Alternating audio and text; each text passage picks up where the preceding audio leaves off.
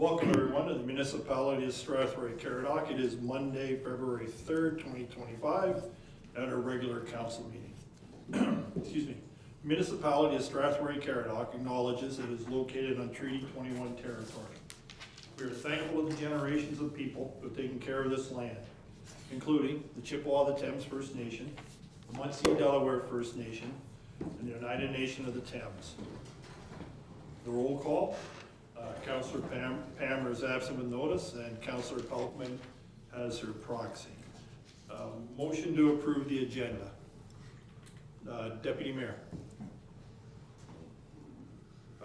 Councillor Brennan. I'd like to propose an amendment to the agenda. Okay.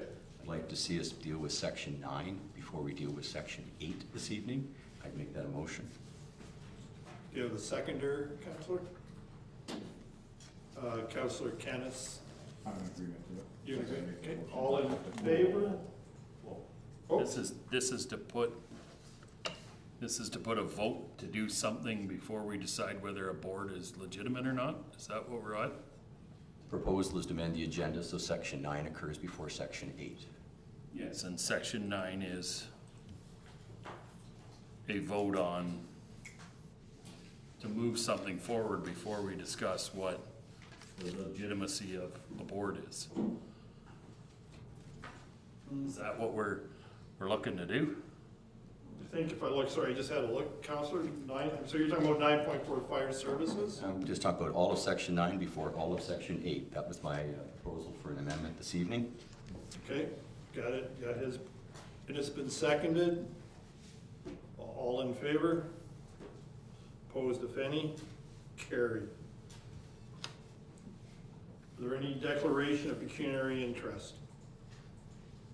Seeing none, we'll move to section 4. First one is 4.1, presentation of the budget and the public meeting. So I'll remind everyone this is a public meeting. Motion, I'm just going to read first. So there's not receiving for information. Mr. Dakin, Director Dakin, present the budget first. Yeah, go ahead, Bo. I'm still back on this switching the things. If that's approved, and then you approve what is in number 9, and then we do it and we decide that you're not actually allowed to deal with that, what do you do then? Then you have to redo what you were going to do before? Yeah, I don't understand. I think if you look at what the motion is in number 8, it is to actually look at what a board. Point of order, Mr. yeah, Chair. I'd say, go ahead. Vote was taken. Can we move on to business, please? Yeah, but this is, I the point of order is how do you move something that could disqualify a board from making a decision? Yeah, but we took the vote, so we'll wait till we get there. I get it. Well, Director Dakin with the budget.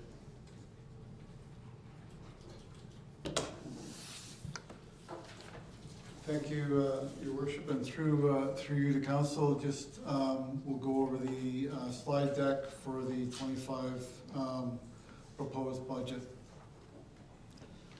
So our first slide after this one is basically just talking about some of the interesting things that are available within the municipal government, not only just locally here, but I think this is provincially and nationally now. We're starting to see a gap between the funding between the 3 different sources, the provincial, federal, and municipal, and just sort of the downloading that's taken place over the years. And this is just more or less to set the table for maybe the path forward for a lot of municipalities. Is just the need to sort of really start working on with our federal and provincial partners of trying to come up with a better way to finance a lot of the work, typically around infrastructure that needs to take place within our province and in the municipalities here in Ontario. The next slide looks at some of the lowlights and highlights of the 24-25 year. So municipal reserves, you'll see over the last couple of years we've started using reserve funds to complete some of the capital projects and also to provide some of the working capital for those projects. The other thing is the municipal fleet program continues to fund itself through fleet funding. And so as the equipment needs to be replaced, there's funds in place for that. We're also starting to utilize development charges that have been, the municipality's been collecting to ensure that future development is paid by the development fees. Lastly, one of the things that actually was an anomaly this year for 24 to 25 was the OOMP funding, which typically decreases each year, was frozen in essence this year. So we're still at the same funding that we had from 24, which is 105,500, which is an interesting piece moving forward, which is really a good thing in some ways. And then lastly, one of the things that the municipality recognized in 25 with the assessment was typically we see about a 2% increase in our assessment growth. And this year we've experienced about a 1% growth in assessment.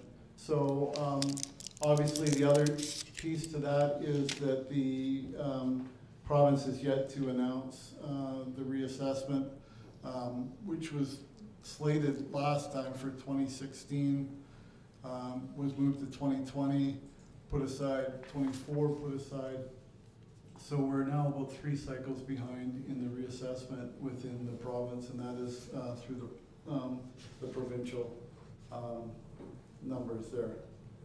Next is sort of a comparison of, you can sort of see where our annual consolidated budget has grown from 2017 to 2025. And in 2025, we're proposing an overall budget of just over 77 million, which is comprised of about 30.5 million of capital work and 46.5 of operation. That will be funded through 2 real, I guess, main pockets of money. So 24.4 million will come from taxation, and 52.5 million will come from other sources, our non-tax revenue, which include user fees and the sorts. The next one is a comparison of our the tax increase that is taking place this year. So compared to last year, you can see that operations is increasing just over 5%. There's a decrease, a slight decrease in the capital funds for an overall tax increase of 4.59 compared to our 4.47 of last year. One of the things I'd like to add is that about 9 years ago, council started setting aside money to support our asset management and closing the gap in our infrastructure there. And this year, that provision has increased slightly to around 300,000 now, is being set aside on an annual basis to offset some of that and be used to fund the assets as they come due. Next slide looks at sort of our rate comparison from 2015, and you can sort of see over the years it's moved around a bit. Typically around the 3% in the lot since about the 2020, and in 2025 we're recommending to council a 4.49%, which is slightly higher than last year. And again, given the fact that we saw a less of an increase in our assessment, I think all things considered, that's a fairly safe number. The next slide looks at really just the different business areas within the municipality and how their budgets are broken down, and we'll look at that a little further in some slides coming up. But this sort of just lists what's involved in those business areas, their total operating budget, total capital budget, and the total budget for those different business units. The next slide looks at the overall income sources, as we talked about earlier. As you can see from here, the lion's share, 41%, is coming from user fees. And then of that, so that's sort of subdividing that 54.4 million that we had as non-tax. The next largest contributor to that is obviously the taxation at about 37% for the 24.4 million. You'll also note that there's use of the Canadian Community Building Fund, which is a grant that we receive from the federal government. Some deferred revenue. There's also the use of reserves. One of the things I'd like to note is as much as we are taking the 2.7 from reserves, if we look at what we're contributing into the reserves over the 25 budget year, we're looking at adding about 8.8 million. Now, keeping in mind, of that 8.8 million that's being added back into reserves, 6.4 million is due to water and wastewater. So when you reduce that, we're actually adding in about 2.5 million back in. So it's almost a wash, a little more coming out than going back in for that. The other thing that you notice here is a loan for the 9 million. That is to cover off what's sitting currently in the budget as a placeholder is the annexation, the annex being added to the police the headquarters. Again, going back to 23 and 24, Councillor Wilsey has really assisted in this way of helping us sort of earmark funds that aren't spent yet. So we've looked at reserves. So what reserves have we allocated but we haven't spent yet? And so one of the other things that we looked at, because there is the need to sort of keep an eye on how much debt we issue, or so one of the things that we've done now is start placing placeholders in these loans. So this loan is not saying that we're taking out a $9 million loan. It's basically sitting there as if that project goes forward, approximately 9 million of that will be used as a loan. Again, what that allows us to do is put a placeholder in for our loan payments. So we would just figure out what the loan payments were going to be, and that gives us an idea of what we need to sort of use of our debt limit that we can use towards debt. So again, that's listed there. It's more or less as a placeholder. Next, we'll see the overall budget expense, and this is sort of where I was getting, where we come back to those business units. You can see the largest share of the budget's taken up by the engineering and public works for just over 40% of the budget. 32% of the budget is protective services. 15 is municipal services, which is sort of the operation of the municipality as far as legislative, finance, HR, those kinds of things, IT. Then there's 9, almost 10% is used by community services, so that would be our parks, arenas, those things. And then finally, just under 2% for planning and development. So what does this look like to the average, where does this come from? So how do we come up with this 24.4 million in taxation?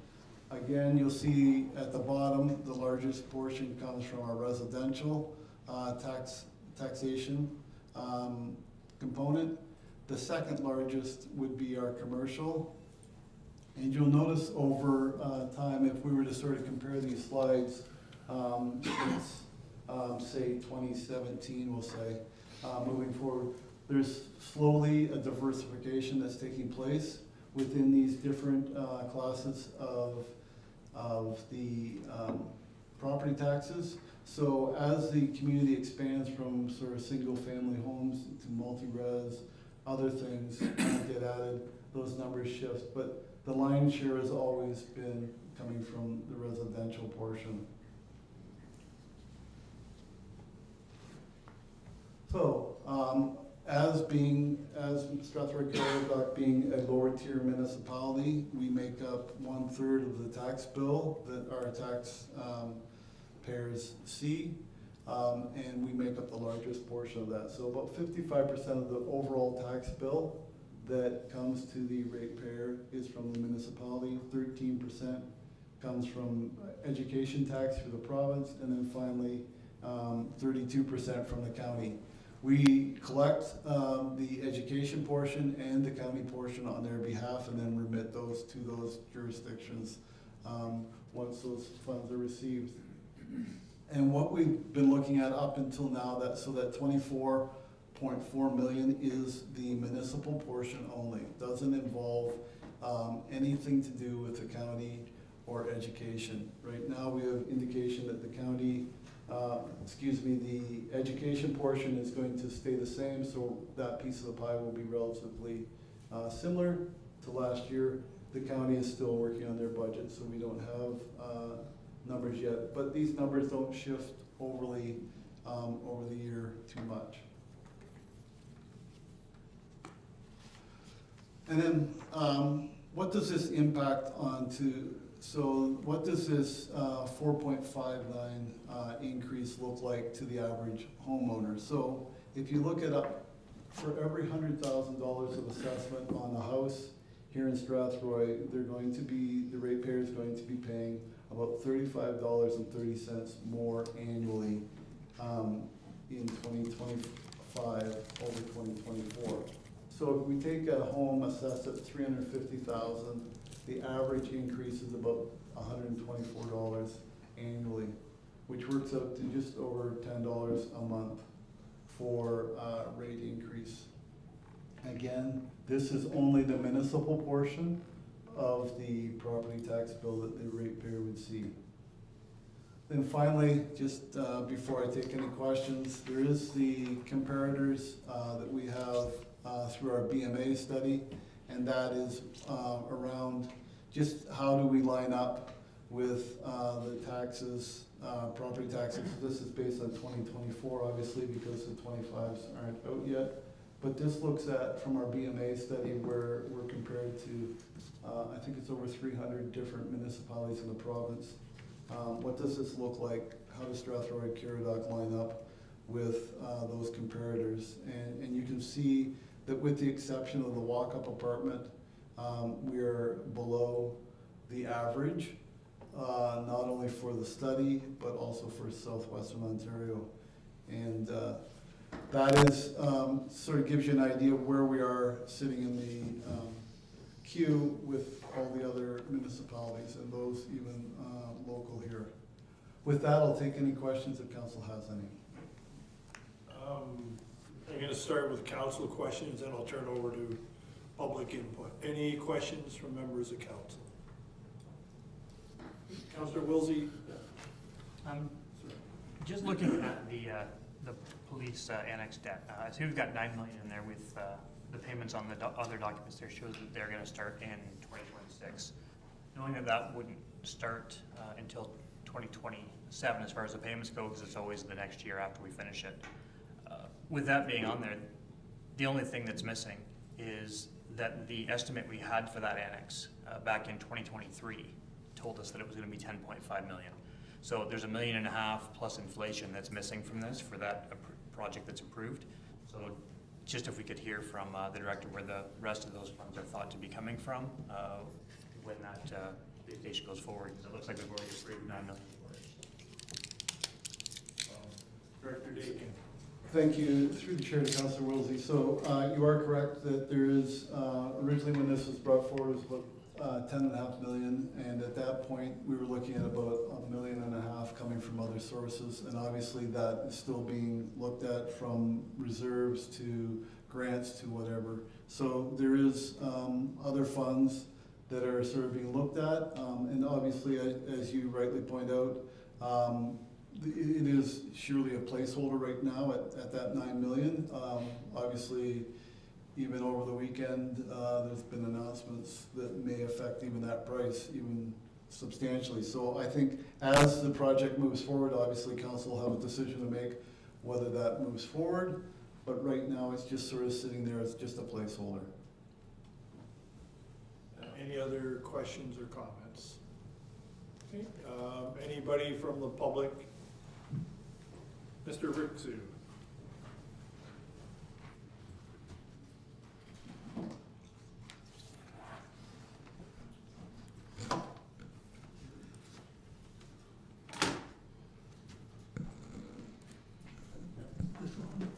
Yeah, it'll be on it, and just a reminder, right, 5 minutes, Stephen, that's what we allow people, 5 minutes for a delegation, so, go ahead. I'm sorry, I thought it was 10. Oh, it's 5.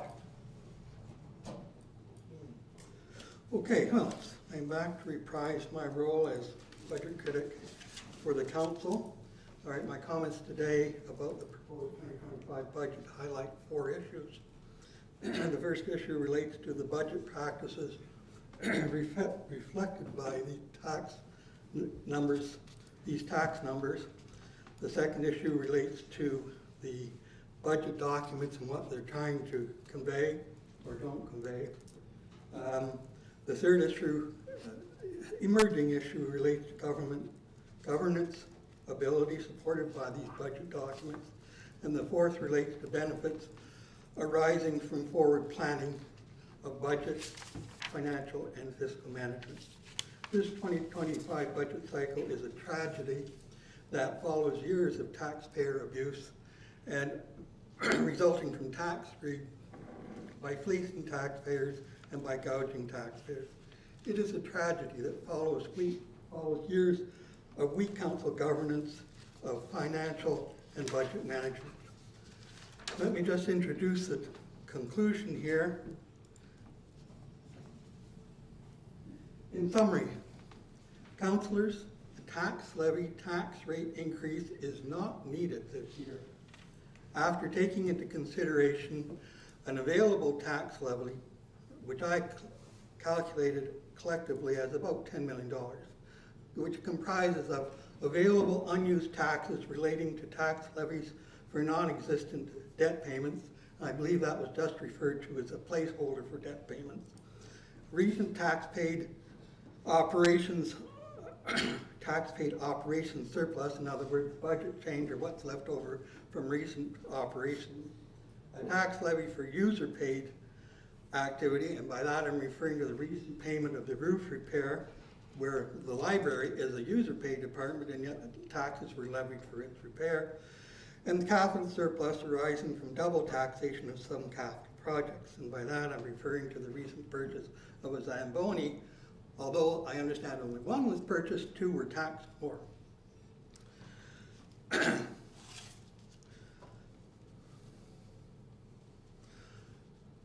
I'm suggesting that the council defer for the time being, or either refer this proposed budget back to the finance committee and either spend this available money, $10 million, on additional capital projects that haven't yet been scheduled, and you've got first, second, third priority capital projects, among others that could be looked at, or bring the available amount back into the budget to benefit taxpayers with a tax reduction for 2025. The 2025 increase in the tax levy was only $1.286 million, and just from the operating tax surplus from 2024, you have almost $4.5 million in there from unused taxes last year. In other words, use the tax levy or lose the tax levy. Please don't merely hoard the tax levy, especially don't hoard the tax levy and then bemoan the situation that there is so much in the future that has to be acquired. Councillors, please go back to work and provide a multi-year budget that shows the municipality indeed has a plan to get out of its current financial distress, and a multi-year budget that provides taxpayers with the touted benefits of the multi-year budget. By definition, a multi-year budget will delay finalization of a single 2025 budget, but the benefits to be obtained from a multi-year budget relate to the smoothing of income tax increase and decreases. Councillors, as council decision makers, you deserve and require a timely, comprehensive, relevant, and accurate budget information package in order to carry out your self-determined level of personal budget due diligence. It may be necessary to overhaul the current budget process and the current budget information package to collectively achieve all of your personal budget due diligence needs. Taxpayers deserve fair and rational tax policies and understandable, transparent public records and timely disclosure of the tax policies of the administration and the council. The public record deserves transparency with clarity. The public record deserves comprehensive and accurate disclosures. And certainly with this budget, it's definitely not transparent in many respects. Councillors, please clarify the role of council governance and any council oversight responsibilities that have been adopted by the council. If more information is needed, then please go out and get that information so that you can exercise your level of due diligence on the 2025 budget. Council might consider initiating an overhaul of the budget information system. Are you really satisfied with the way the budget process proceeds?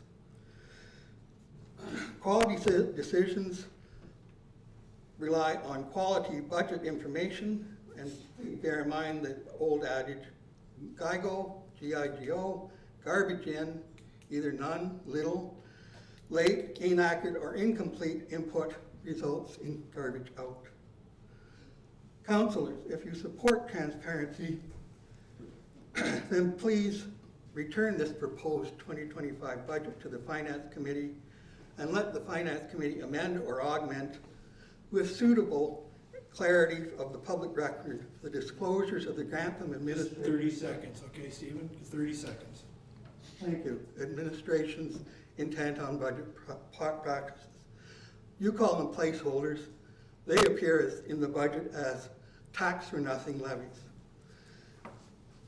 Councillors, a travesty is defined as a false, absurd, or distorted representation of something. This 2025 budget is a travesty of budget policy. This 2025 budget is a travesty of effective budget process for council governance, and this budget is a travesty of transparency in public records. This is my interpretation of the public record and events relating to the 2025 or earlier budgets. If my interpretation resonates with your interpretation, then please let your voice be heard today. I'm sorry, I have 10 minutes, thought 10 minutes, but I only have 5 apparently. Thank you for allowing me this time to address you today. Thank you. Are there any other public comments? Anyone online? Brianna? No. Okay, thank you. So there are 2 motions in front of you. One of the proposed 2025 municipal budget requiring a $24,427,860 taxation levy, equating to a 4.5% tax rate increase over 2025, be approved, and further the bylaw number 12-25 to adopt the budget for the year 2025 for the municipality of Strathroy-Caradoc be referred to the consideration of bylaws section of the agenda for approval. Someone to bring a motion. Councillor Kennis, second by Councillor Pelkman. Oh, sorry, go ahead. I was going to ask any questions. Go ahead, Councillor. Sorry, I was just gonna go through you, and I will ask again, do we know what the county is? Somewhat? I can answer. They're meeting again this Friday. I'll be careful when we're looking at about 3.5, but just saying could change this Friday. It still hasn't been decided. So on that note, then, look, I just want to make sure again that all people realize we collect all the taxes. So even though we charge 4.5 and we go through this whole thing and say you're only getting $124, it's actually a lot more than that. At 3.5, it's going to be what, another 110, that on top of that, plus anyone that's on water and wastewater will see those increases too. So all that being equal, I had heard maybe they were thinking 4.5 at the county, so I thought you're gonna end up with somewhere on a $350,000 home and paying your water and wastewater, you're gonna end up with somewhere around $400 more than last year. Just so they know that, and everyone's not screaming that 4.4. Meeting again this Friday, so. The other, Councillor Wilsey. I should have mentioned it earlier, but just a comment. When we look at the asset management that was on the quote, we put $300,000 towards it this year. But just so that the public knows, when the report that we got, I believe it was 4 or 5 years ago now, that said we had a $6 million annual deficit for asset management for taking care of roads and everything. So even though we're putting $300,000 a year into reserves, we're still short more than $5.5 million to keep our infrastructure up with what we should, based on that report from 4 years ago. So we're still doing that. Deputy Mayor. Thank you, Your Worship. Just a question to Director Ortiz. I received a question myself this afternoon, so I'll kind of give you the question and the answer all at once. You can just tell me whether or not I'm reading it right. My question had to do with people understood we're not doing any new road work coming into 2025, and they were concerned about our tar and chip program on roads. And my understanding, unless I'm mistaken, is that we still have a road maintenance portion in your budget. And so I'm referring to the second document that's in the budget package at page 41. And it shows in 2024, we had almost 841,000, only spent slightly less than 700,000. And this year you've budgeted for 785,500. And I'm assuming part of that goes to a tar and chip program. Am I correct in all of that? I think it's a separate line item, Deputy, but I'll add. Oh, is it? Yeah, Oh, I'll well, let then that. I should have looked further down. Director Ortiz or Director Dakin? I can take this. Thank you, Chair. So through the Chair to Deputy Mayor McGuire, so two parts of that question. First of all, we did not have enough budget to do major capital roadworks this year. So that includes, or for 2025, that includes roadworks similar to what we have on Queen Street. So we've unfortunately not been able to plan for anything in 2025. Tar and chip, we do have a budget for tar and chip. I believe the mayor is correct. We have a line item for tar and chip where we have allocated, I believe, 915,000, if I'm correct. Director Dakin might be able to help me out on that. That's satisfactory. Yeah, I can go through and find the exact number for the constituent, but I appreciate that. Seeing no further questions, we have a seconded motion. All in favor? Opposed, if any? Carried. Next is request for major drain improvement to Cuddy Drain. There's a request for major municipal drain improvement to the Cuddy Drain 1990. Has been submitted by the landowner for the lands described as Adelaide Concession 3, Servant Part Lot 22, RP 33R 19421, Part 2 in Strathroy. I don't know if we had it, we're just accepting it, but I don't know if you had a report, Director Ortiz. No report. Thank you, Chair. We just submitted it for review, and we're recommending Street Associates prepare an engineer's report. Okay, so the motion is the council accept the notice of request for major drain improvement for the Cuddy Drain 1990 and authorize Street Associates to prepare an engineer's report on the matter. Someone to bring the motion. Councillor Kettis, second by Councillor Brennan. Are there any questions of the director? Councillor Derbyshire. What happens here if we say no? I will ask Director Ortiz if he can help with that.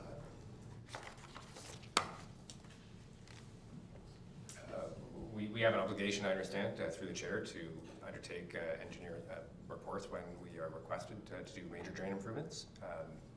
So it's under our responsibility to do so. If there's a different engineer or a different approach that council would like to take, I'm willing to listen to different ideas. Councillor Derbyshire. Sorry, that was the answer I was looking for. I was just trying to figure out why it ends up here anyways when we have to do it, and we've used Spreet since 1954, so I just, it seems like somewhat of a formality that maybe isn't needed. Fair enough. So we have a second motion. All in favor of the motion? Opposed, if any? Carried. Approval of minutes. Motion to approve the meeting minutes of the January 2025 council meeting. Deputy Mayor, seconded by Councillor Kennis. Any questions on the minutes? Seeing none, all in favor? Carried. Next is drainage matter regarding the fourth concession drain 2025. This is a meeting to consider the engineer's report. Motion to receive the report for information. Councillor Brennan, second by Councillor Kennis. Oh, Councillor Derbyshire, I'll get him in there. All in favor? Carried. You again, Director Ortiz? Yeah, I'll start. So thank you. In front of you is the engineer's report from Spreets on major drain improvements for the fourth concession drain for first and second reading. We have Spreets with us today, George Farikin. The work includes major improvements on 650 meters of drain and includes new tiles, catch basins. Total construction is approximately $342,000. Of that, $50,000 is to be assessed to Strathroy-Caradoc. With that, I'd hand it over to George. Thank you, Your Worship. Through you, we are pleased to present a report tonight on the reconstruction of the fourth concession drain. So this report was authorized under the Drainage Act under Section 78, so request for major improvement, and there was a portion on Branch B which was authorized under Section 4, so that's a new drain. The existing drain was installed in 1984. It was not up to today's standard, so the area was experiencing, not a level of service that's expected and necessary for their cropping operations. So we are upgrading the existing system. Most of the drain is believed to be in good condition, so we are keeping approximately 2/3 of the drain that was installed in 1984 and twinning it with a new 27-inch tile beside the existing 24. So a little bit more than double the capacity. At that point, we bring twin 24-inch pipes up to the road and we cross over with a 21-inch pipe and then across the road with an 18-inch pipe to service the petitioning lands on the west. This is on Melbourne Road near the intersection of Falcon Bridge. It's in the government number 1. The government number 1 is known to have flooding issues, but that's not something we were able to resolve through this report. As Director Ortiz said, the approximate construction cost is $342,000. We do have poor soils in the area, so we have about $50,000 contingency carried there. Hopefully that will be significantly less for the landowners, but we thought it was prudent to include that. That includes a contingency for both the county road crossing and the municipal road crossing in case we run into poor soils when we're trying to cross those roads. And if there's any questions, I'd welcome them now. We're gonna go to we'll go to the public part of it and then make questions, okay? So, Chair, we do have one virtual participant registered for this portion of the meeting. Renee, now's the opportunity to accept questions from the affected property owners. We'll go Renee, and if we have anyone else, we'll go to Correct. Okay, we'll go virtual. Renee, are you interested in asking me questions about this project?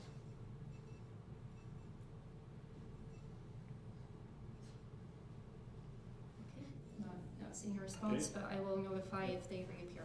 Are there any other affected property owners that wish to speak? Okay, thank you. Any requests from those present to add or remove their names from the petition? Are there any comments or questions from members of council? Okay. Seeing none, the motion is that council adopt the engineer's report for the fourth concession drain 2025 and give first, second reading to provisional bylaw number 09-25 for the project. Councillor Hippel, second by Councillor Wilsey. All in favor? Opposed by any? Thank you. Thank you, Your Worship.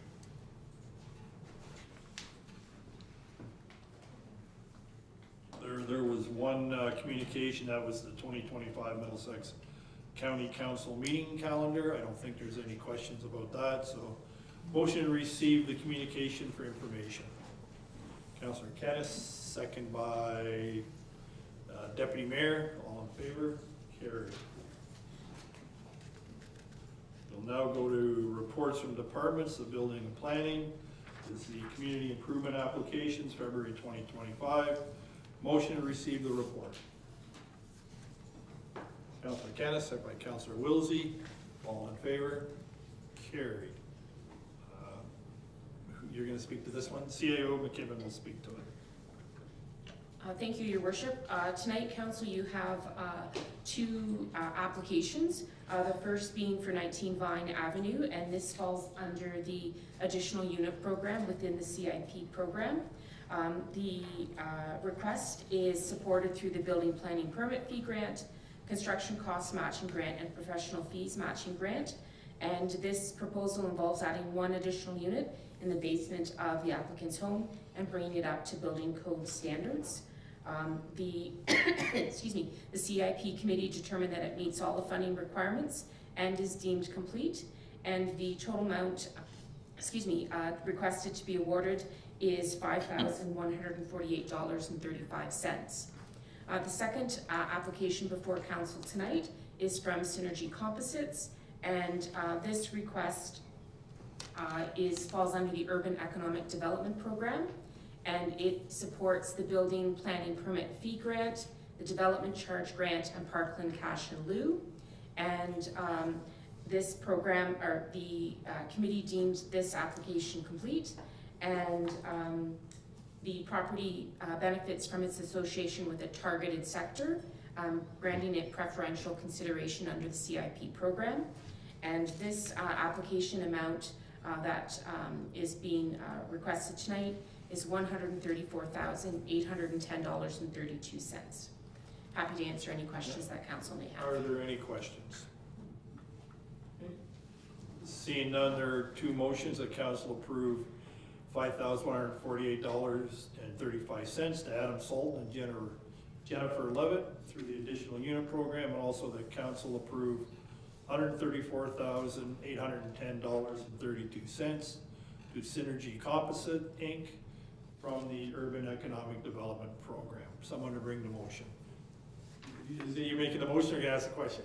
So I'll make a motion, but I have a question. Okay, we'll make the motion and then it's second by Councillor Councillor Wilsey. Just for clarity, the amounts that we put through, they actually come out of the reserve that we have in the economic development, so that when they go in, so even though we're giving a grant back for building permit fees and development grant and development charges, that money will, I'm just confirming this, will go back in so that we're not actually losing the development charge, they just come out of the grant, so that we still have the money in those development charge accounts for the projects that we plan for. CAO McKibben. I will allow the Director of Finance to answer that. Director Deakin. Through the chair to Councillor Wilsey, so yes, we do collect development charges. They go into the development charges. This grant comes out of the CIP grant, which is totally separate. So you have a second motion in front of you. All in favor? Opposed, if any? Carried. Thank you. Community Services, Community Events Program, the CEP update. Motion to receive the Community Events Program update grant allocations report. Someone bring a motion. Councillor Canis, second by Councillor Hippel. All in favor? Carried. Director Lilborn. Thank you, Your Worship. Through yourself to Council, the report in front of you this evening is just an update with regards to a funding request from the Fridge Door Theatre Company that was sent back by CDAC to get some further clarification. That clarification was received and was in the package that was sent out to Council.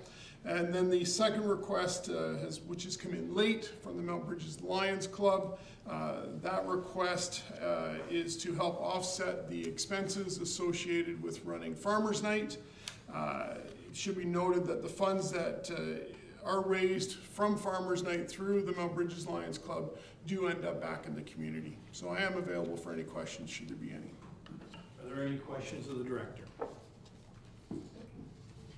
Seeing none, the two motions are the Council approve the FDTC funding request in the amount of $1,500. Further, the Council approve the late funding request from the Mount Bridges Lions Club in the amount of $2,500.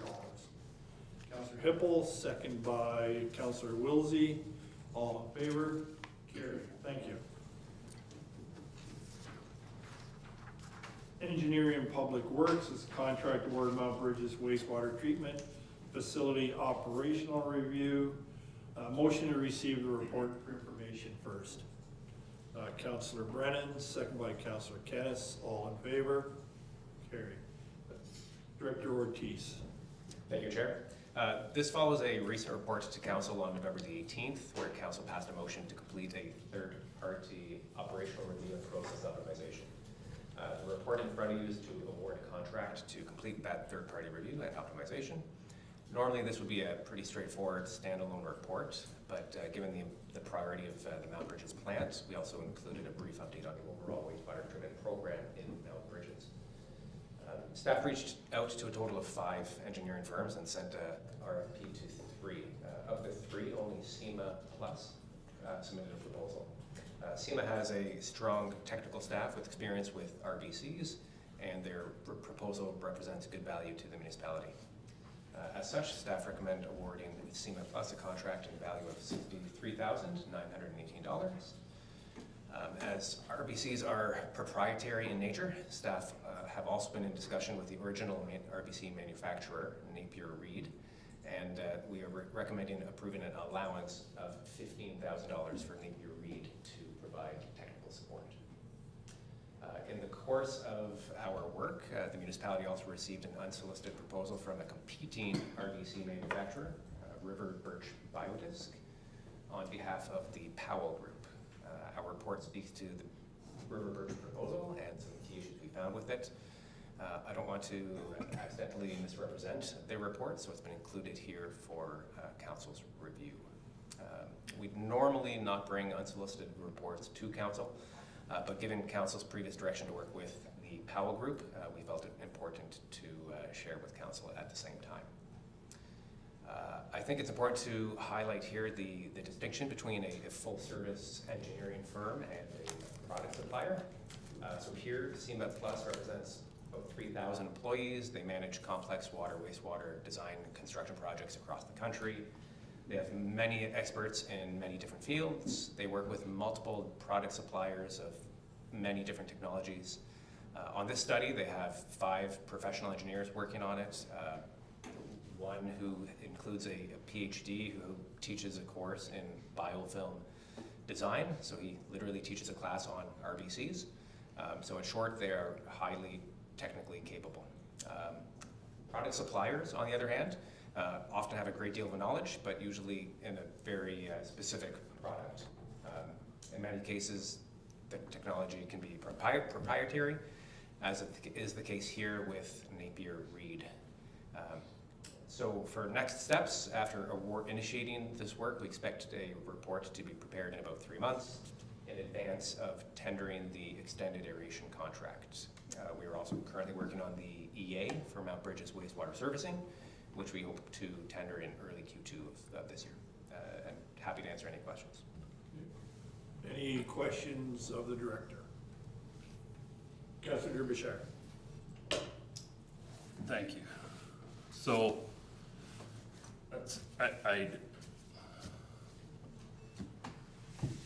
I guess what we have here is figure out what direction we as council want to go to.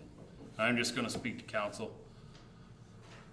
You have an option here to spend $70,000 for someone to get us compliant so we can move forward with the EA to see if we can be here before we spend $15 to $20 million on open aeration. The other way, you get $70,000 worth of paperwork.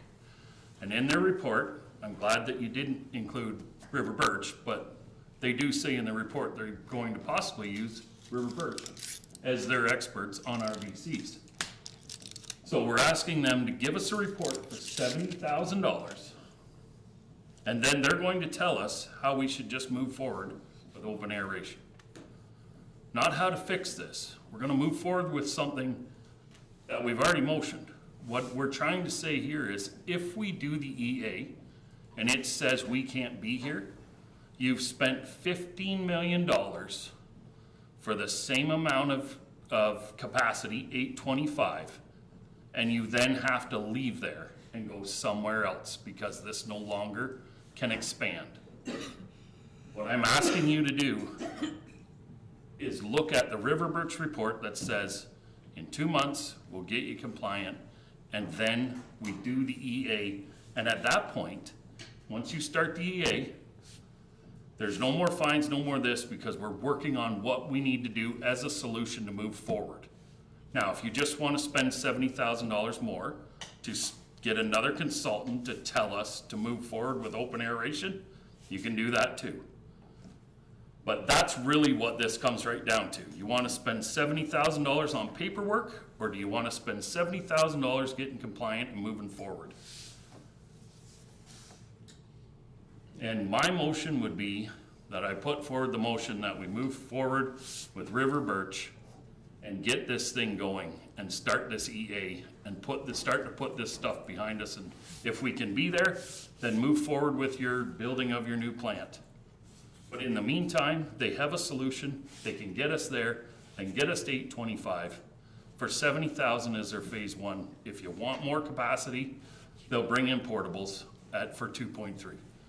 But that's phase 2 moving forward. Now they'll get us compliant and we can do our EA. So that's what you're down to. Any other questions? I was going to ask, Councillor, just in fairness, was that a motion? Did you make a motion? I did make a motion to move forward with River Birch. To negotiate with River Birch and move forward with their course of action. Okay. Do you have someone to second your motion? Councillor Wilsey. So we're going to talk about that motion. Are there any questions or comments on that motion? Councillor Brandon and Councillor Wilsey. Thank you, Your Worship. It says in Director Ortiz's report that the November 18th meeting, Council was asked to provide direction on the Mountain Bridges wastewater treatment plant. And staff worked with the Powell Group and the neighboring landowners with which there were agreements and complete third-party operational review and process optimization. And Council directs staff to continue exploring Mount Bridges WW2F program opportunities, including converting existing equalization tax, and so on and so on. Director Ortiz has done what Council asked. He's brought forward a proposal, an option here, that we accept this work by this group that have bid on the contract. So staff has done what Council asked for, and I would support that we go with the proposal that Director Ortiz has brought forward, because that's what we asked for. That's what we as a council agreed to do. And I see no reason at this point to change direction. Thank you. Councillor Wilsey, you were next. My comment was more just looking at the next steps and just thinking about where we go after this. And the reason I seconded this is I think we spend a lot of time with River Birch. They spent time there. I don't think it's bad to have them look at it. They do RBCs. In my experience, if there's two similar technologies, competitors can normally work on competitive equipment because they're generally very similar, even if there's like a proprietary disc design or something. They're going to run almost the same. The issue that I had with the main one is that when I read the next steps, it says in advance of tendering an award of the extended aeration. That makes it sound like going forward with extended aeration and spending $15 million before we know if we can expand at this site is a foregone conclusion with the next steps. The issue I have with that is we asked for the EA to start more than 6 months ago, and Council asked for that, and it hasn't started yet, and it's going to be tendered soon. But with the EA, and we put that together with our water and wastewater master plan that we've got, we know that we need a capacity of between 3,000 to 4,000 cubic meters per day in Mount Bridges. I think it would be foolish to spend $15 million to upgrade a site to get us to 825, not knowing if the EA is going to tell us if we can expand to get to the 3,000 to 4,000 cubic meters we need at that site, or if we have to abandon it or build a second site. And I think it would be better just to spend that money on whatever the final thing is determined by the EA and get compliant. And the least expensive way I can see to get compliant is take up the option that River Birch has been offering us for at least a year, if not longer, to help with our operations and get us as close to compliance as we can where we're at, and then we can spend the money properly after doing the EA. Councillor Hippel.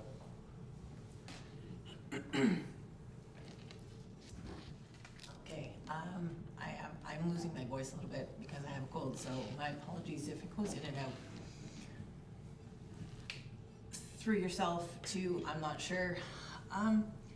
This has been a long, very chaotic and horrifying discussions over the last, I don't know how many years. One of the things that I was really happy about is when, you know, we sat around this horseshoe and we were very pleased to be able to get Director Ortiz because he is an engineer. So in the meeting that we had before, we specifically asked him to do to get a third-party review. So I guess my question is why are we asking him to do this if that's not really what we wanted to do? And I know I voted for that, by the way. Like, I thought that that was a good way to go, and I thought we needed to do that, and I thought it made sense. But now I feel like we're just dismissing what we asked him. So I guess I'm a little confused. I mean, but this whole thing there's a lot to all of this, and it's a very, very important conversation, but I get sidelined every time I think I know where we're going, then we end up in an opposite direction. And one of the best things was knowing that we have an engineer as our director, and I thought, oh, thank goodness, because now when I ask questions, I know for sure that this is something that he knows, and when we ask him questions and when we send him in certain directions or ask for his expertise, he's got that. So we asked for that, and now I feel like we're just going, and I don't know where we're going. I am super confused. That's just what I'm saying. Yeah. Councillor Bishara, then we'll bring him over. Just to give you a little bit of clarity here. Obviously, it's an unsolicited proposal by River Birch. The director said, he put it out to 5 people, we got 1 response. It was very hard to find somebody that wanted to work on this. So we have somebody that has come in and said, here's the solution. We will get you compliant in 2 months for $70,000. You can start your EA process and figure out whether you need to be here. Or we can do what we said, as the mayor always says, when new evidence presents itself, maybe it changes what direction we go. Well, we got new evidence. So you can use the other firm. They're gonna tell us, go with open aeration. I can already tell you that right now. They're gonna say this is the way we go, this is the right proposal. We're gonna cut them a check for $65,000 and say thank you so much. Whether they continue on or we go back to RV Anderson and move forward with our open aeration plan, and then we spend $15 million, then we do our EA study, whether we can stay there or not, we'll figure that out later after we blow that money. What I'm saying is for $70,000, we can move forward now, do our EA, and find out if you need to be there. Then if you want to spend $15,000 on an open aeration, go back to RV and these other people and say, here we are, we're all done, the EA says we can stay here. Rip your RVCs out and start your other plan. Right now, the money, the easiest money to get us moving, to find out if we can be there, which is really what the biggest expense is going to be, is whether we stay there or move. But if you spend $15 million and then get told you can't be there, I think heads would roll.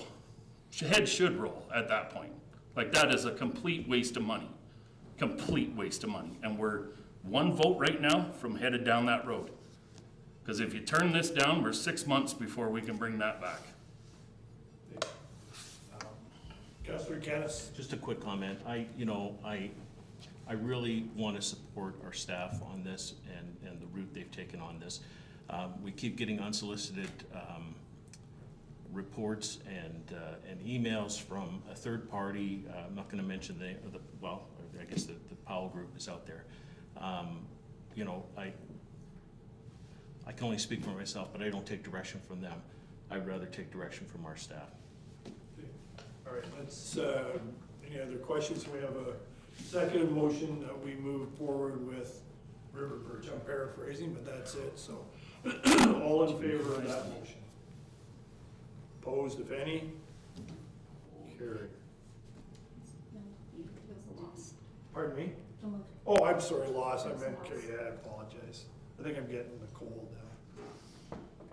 So there are two motions, I'll read them, that report EPW 2025 contract award. We did that, received permission. Council approved the award of a contract for operation review and process optimization at the Mount Bridges wastewater treatment facility in the amount of $78,918 to SEMA Plus. I'll just leave it up there, someone to bring a motion. Councillor Kennis, second by Councillor Pelkman.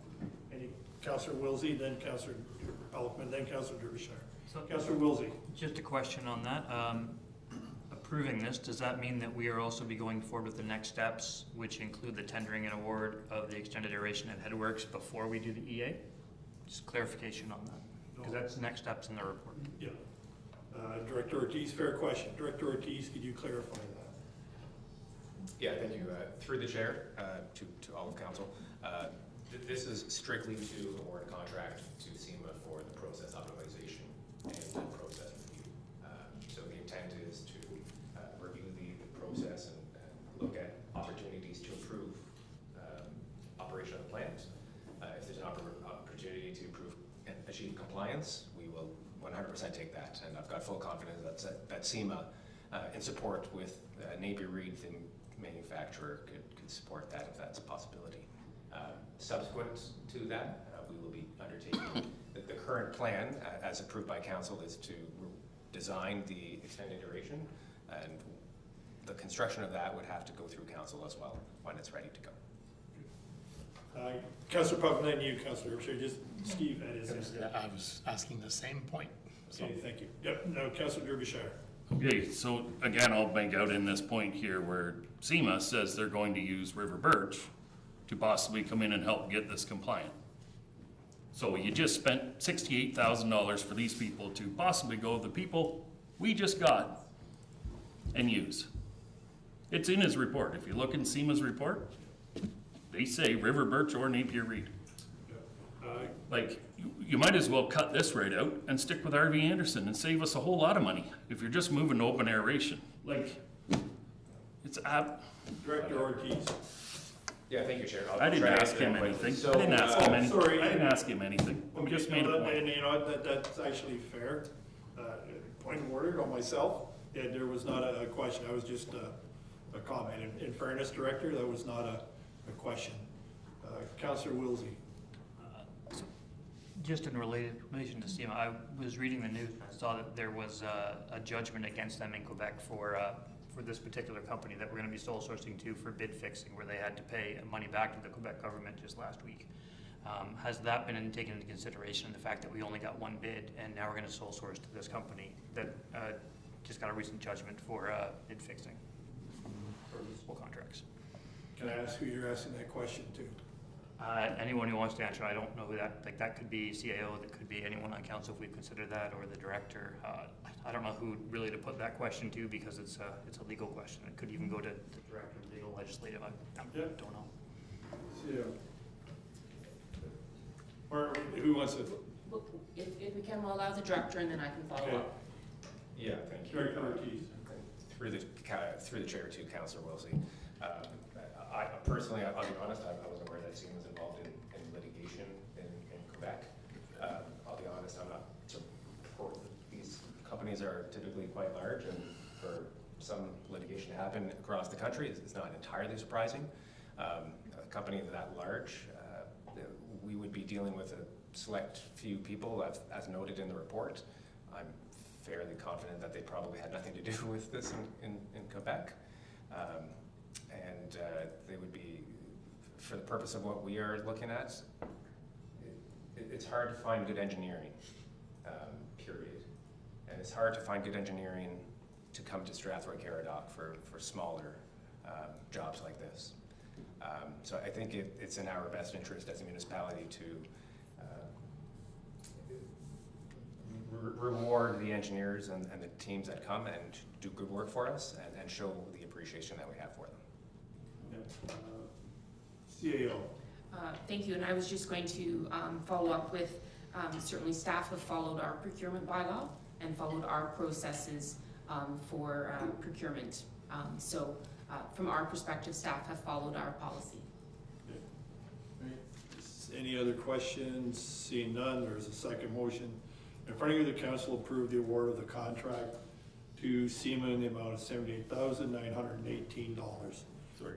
Yep. Before we vote, can we just clarify exactly what we're just getting a report to tell us that we're moving in the right direction with RV Anderson, correct? I think it's a little more, I'm gonna ask if you, I can answer that, but I'm gonna ask Director Ortiz. Thank you, Chair. Yes, it is more than just looking at the direction that we are currently heading and whether it's right or not. The process optimization piece is to do just that, to look at the process and see what we can do operationally to improve it. So we have Napier Reed on board who can support that, and if the other groups and third parties are interested in participating, as directed by council, we would be happy to work. One more councilor to be sure, then I'll bring the vote. No, I'm just gonna make Okay. silly comments that no sense. So you have a second motion, all in favor? Opposed, if any? Carried. The presentation of the fire station location study. I believe we're just receiving this for information. Motion to receive for information. Councillor Polkman, someone to second the motion.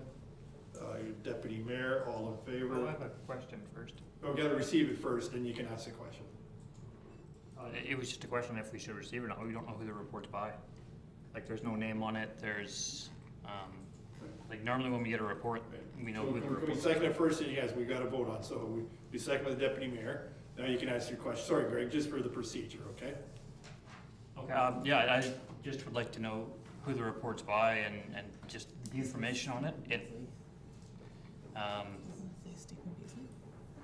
Like, there's no name on the report. It's just blank pages all the way through. It looks like the exact same report, even in formatting and a lot of the graphics and pictures from the 2021 report received, with some information deleted and some changed. So that one had the information of the company that prepared it, but I don't see any information on here. And really, if it's the same report from 2021 with things deleted, I don't know if things are updated, if the graphs are still accurate, what's old, what's new, and there's no name on the report either. So. Okay, fair question. CO, did you want to comment on it? You were. Through your worship, I'm sorry, Councillor Wilsey, when you first started, I thought you meant the report coming forward, and the covering report was from the Deputy Mayor, and I believe the amended sort of report, the attachment report, I guess, has been an amendment made by the Fire Advisory Committee, recommended to come forward to council. So, go ahead, Greg. Yeah, just as a follow-up, I thought the Fire Advisory Committee was specifically made out of people without fire knowledge and without experience in fire, so I guess I'm kind of at a loss as to why we're receiving a report that the Fire Committee, who's not supposed to be looking at operations or technical details, has modified a report and given it to council.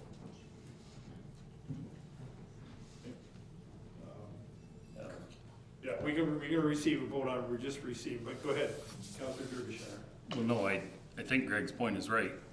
If this report is made by the fire committee, why are we receiving a report from them that they're not supposed to be in the operations technical, any of the, like this should be done by an outside firm. Like, obviously our last location was done by a company up in Barrie. Is this, like, who did this? Deputy Mayor, you had your hand up. So this is the exact same report.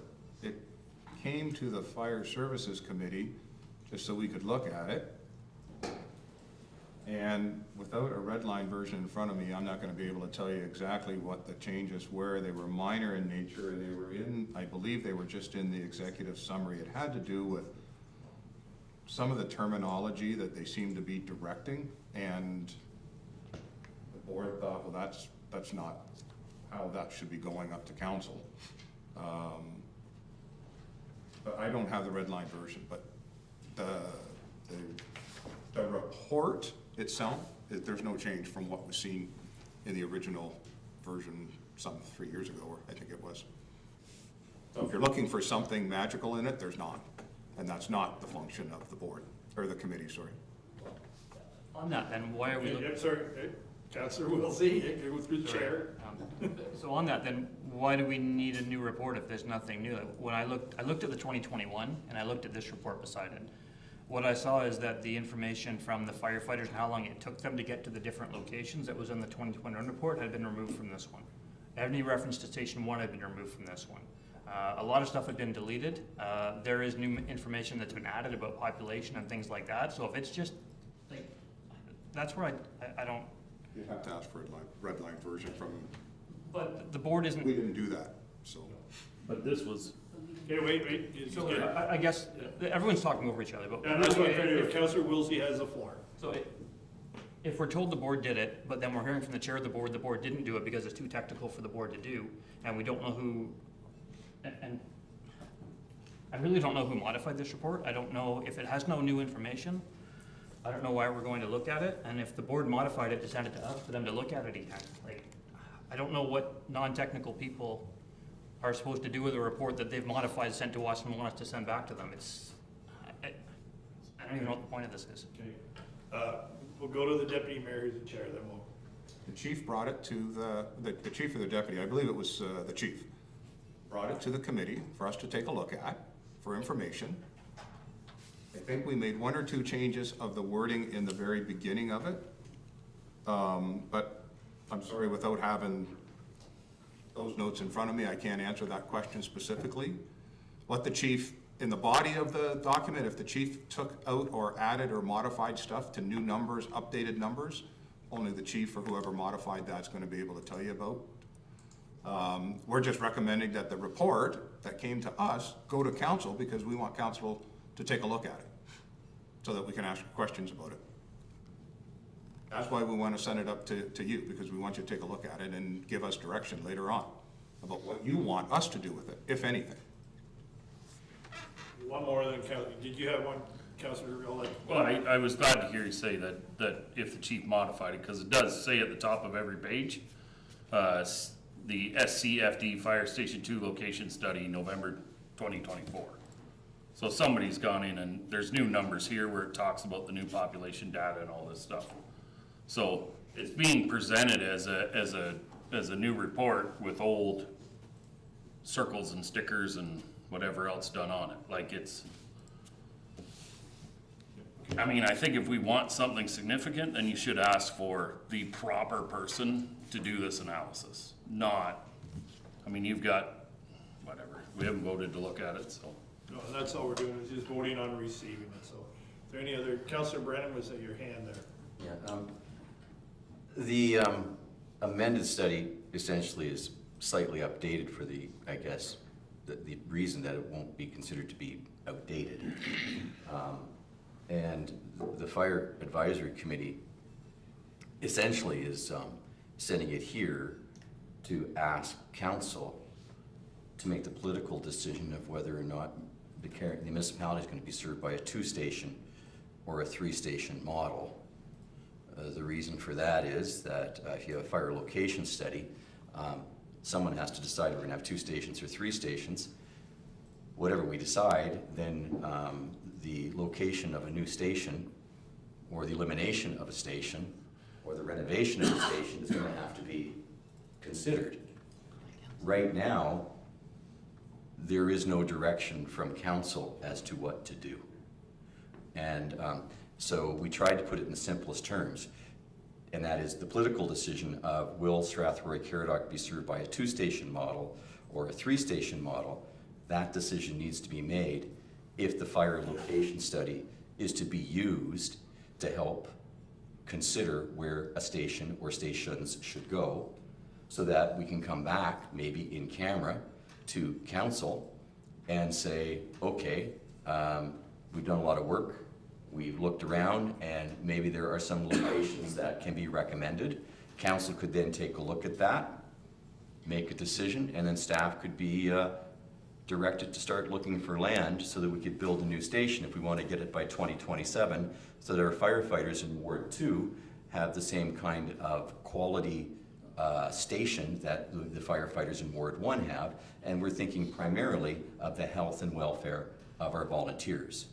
So we at the Fire Committee are saying we're dedicated to the safety and the health of our volunteers. We think there's urgency. Pardon me, I believe I have the floor. No, but you're not even, you're. Pardon me, I have the floor, Mr. Mayor. Point of order, Mr. Mayor, I have the floor. On you, you're talking. I have the floor, Your Mayor. Councilor You're Derbyshire. discussing the damn report we haven't even. I'm sorry, I have the floor. If I'm gonna be ruled out of order, I'll be ruled by the chair. He does have the floor, Councilor Derbyshire. Yeah, he's got it. Continue. The point is, we're worried about the health of our volunteers. We want to get a good station built, and we're trying to expedite matters so council will make the political decision and a fire location study can be used to figure out where we're going to build a station. That was it.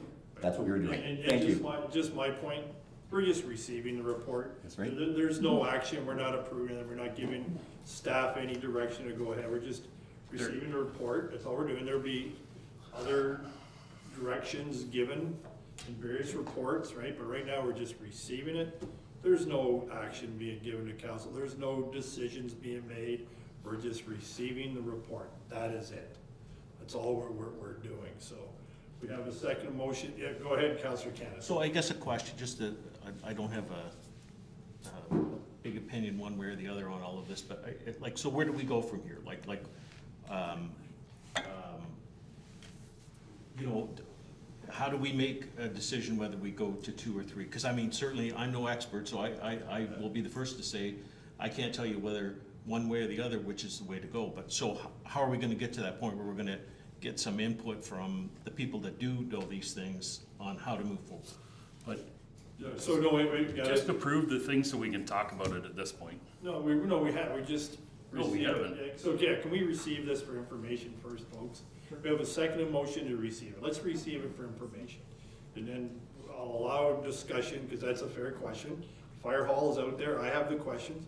So Councilor Cannis has a question, is how do we move forward? So I don't know if the CAO can answer that, I mean, it should be the CAO who can answer. How do we move forward with a decision on a fire hall in Ward 2? Through the chair to council, so we would need direction from council to have that consideration, and then direction from council of how you'd like us to proceed with that. So information back to council. So we would need first direction from council to have that exploration undertaken. Deputy Mayor Addis and then Councilor Pelham. So the fire, we call it a board, it's officially a committee. So the fire committee's not trying to circumvent anything that goes on at this floor. It's trying to work with council to do some of the heavy lifting and some of the research that's gonna take hours. We sit here and deal with multi-million-dollar topics in 20 minutes or 30 minutes. And frequently we make mistakes. And we've seen that in our last 2 years. All the committee is asking you to do is, here's this report that we looked at. We want to put it up in front of council, which we've done. And you can do whatever you want with it. Read it, disregard it, it doesn't matter. But we're asking council, how can we help you? Do you want the committee to go back and spend 6 hours or 8 hours or 10 hours to take a look at this question and come back with either comments or recommendations to council that will help you make your decisions in a timely manner? The only other thing we're going to be able to do is start sitting 2 or 3 nights a week to start knocking off all of this information that we need to do. That's what committees and boards do. They do the heavy lifting on your behalf. So that's why there's other asks inside of the document, asking council, give us direction. Do you want us to take a look at this? If you don't want to, we won't. If you want us to take a look at it and see what two stations or 3 stations look at and come back, and it's a conversation here, we can do that. Or we can do it all at the council, but I don't know where we're going to find the time to do it. Councilor Pelham. Yes, thank you, Mr. Mayor. You know, I think the problem is that this is a politically sensitive issue, and maybe perhaps, given the sensitivity, it might have been better had the board said, hey, do you want us to start working on this or not? The end result is, though, it needs to be worked on. And I believe the deputy mayor is correct. It would be better to do the heavy lifting at the committee level. However, I think where we need to start first is with the community, because at the end of the day, you know, you can probably make a point that it would work as a 2-station or a 3-station, but if the community will isn't supporting a 2-station but a 3-station, then I would suggest that politically we're making the decision to stick with the 3-station thing and the financial consequences that go with that.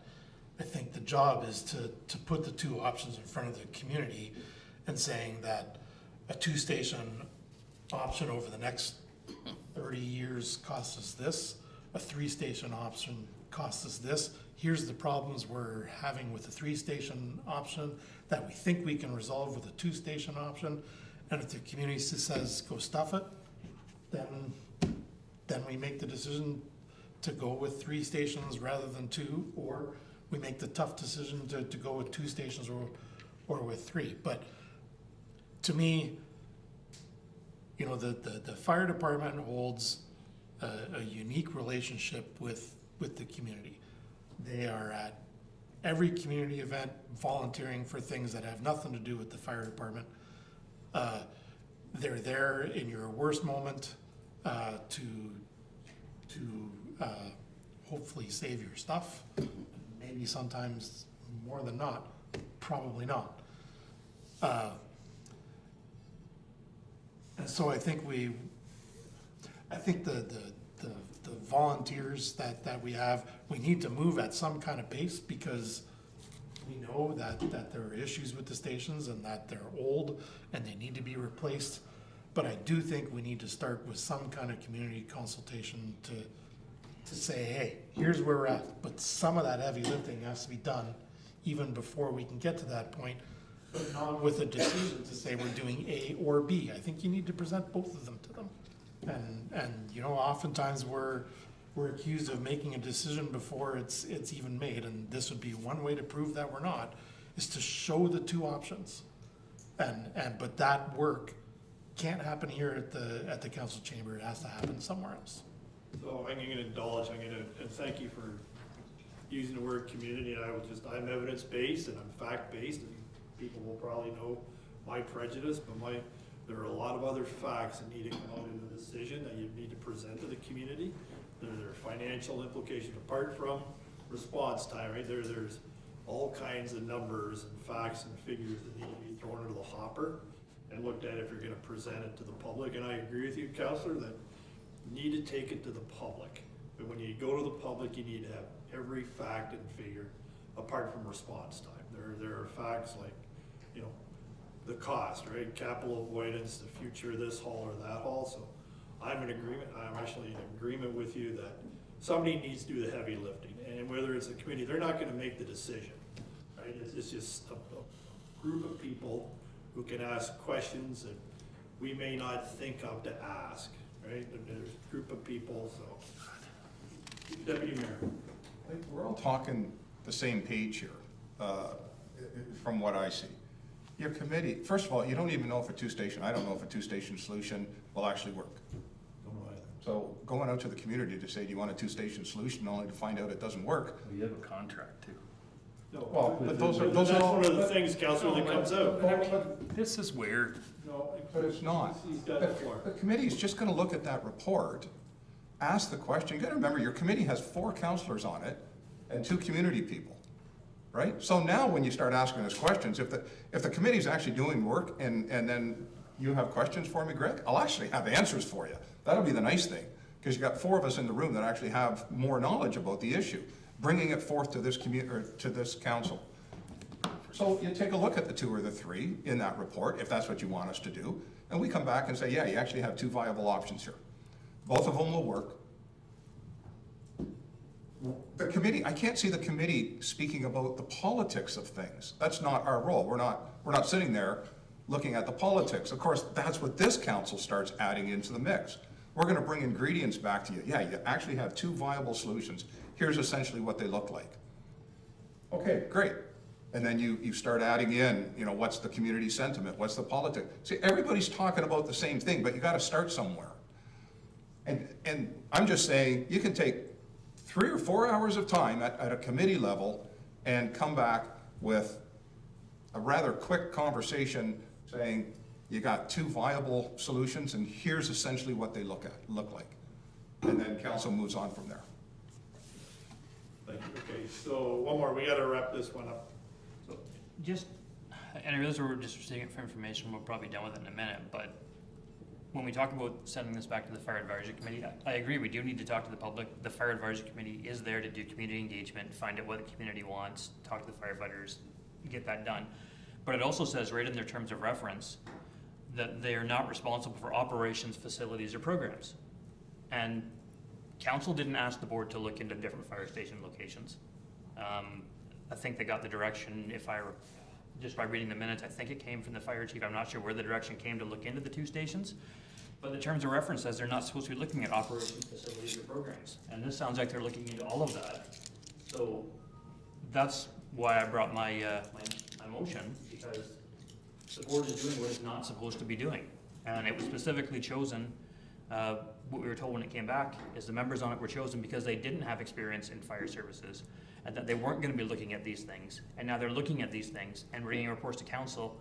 And I don't disagree that they should be bringing things to council so that we can talk to them. That's not the issue. The issue is that they're talking about all of the things they said they weren't gonna talk about. And I look at the list of items that was proposed by the chair, and it's all of those things they're not supposed to be talking about, and none of the things they are. Yeah, just, we'll have that, you know, we're on one thing here, right? Yes, but we'll have the debate later about the role of the fire committee. So, well, he's put the question forth, and it's like, we receive information for our information about how the fire service works. The chief didn't do anything wrong. He brings different reports to us. We got 3 or 4 big reports given to us. This is the fire station. This is what we do, right? Because we're sitting on a committee that's supposed to help them and talk about them and support them. So we have to know who they are. This is one of the reports that came to us. So we've sent it up here. Hey, this is something we need to talk about at council. Do you guys want us to do some work for you? That's all that's happened. Okay. That's all that's happened. Nothing nefarious. No, I'm gonna allow Councilor Derbyshire, then we'll move on, because we voted on this. We voted to receive it. all I wanted to say was, the committee, as far as I was concerned, was for community engagement. So if you want to go out and ask the community if they should be 2-station or 3-station, which, how's the community gonna know? We paid somebody to do this study.